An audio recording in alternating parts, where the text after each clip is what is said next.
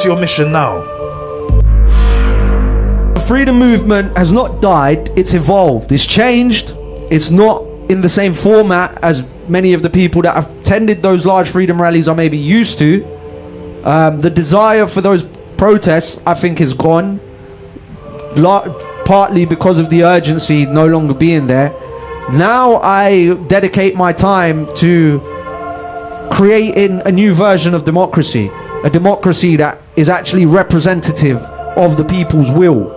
Because if you actually learn what most people have in their heart and learn what most people want for society, it's not the same as what the system wants. It's not the same as the 1%. People don't want us to be subjected to mechanisms of control. They don't want us to be subjected to authoritarian regimes.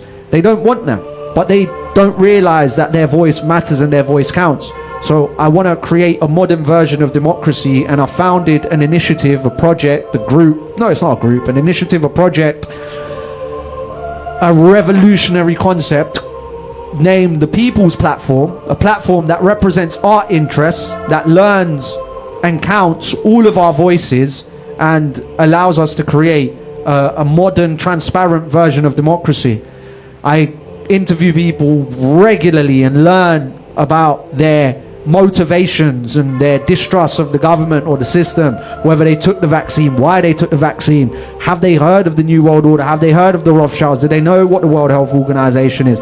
All of these topics you will find on my Instagram. I'm trying to create entertaining, digestible content for humanity that also invokes freedom and also invokes revolution, because in order for us to progress and reach and bridge into the collective of society, we need to be entertaining. We can't be boring and we can't be doom and gloom. You can't interact with people and just go up on, like, I interact with people on the train, I interact with people on a daily basis, trying to learn what the best format is to incite these conversations. And what I've learned is you can't go up to them with doom and gloom and tell them, after your stressful day where you are working some 9 to 5 that you don't even want to work and that you're stressed already with life. By the way, have you heard of the Rothschilds? They're enslaving you. By the way, have you heard, you're in a few months, you may not have any freedoms or rights. Did you know about that? Do you want to help us fight back against? No one's hearing that.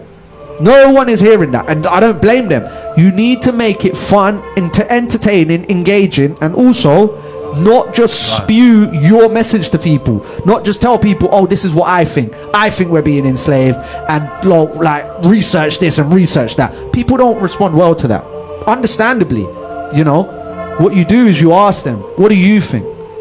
Incite a two-way conversation. What's your opinion about society? What's your opinion about the government?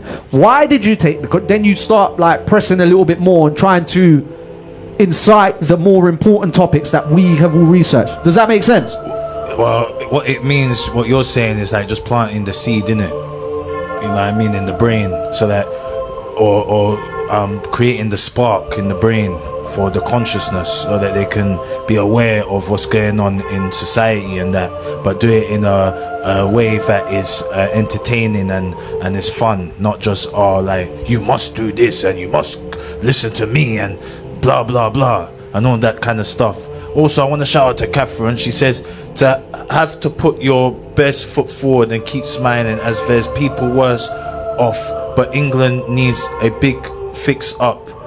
One day everyone go crazy. You know what I mean?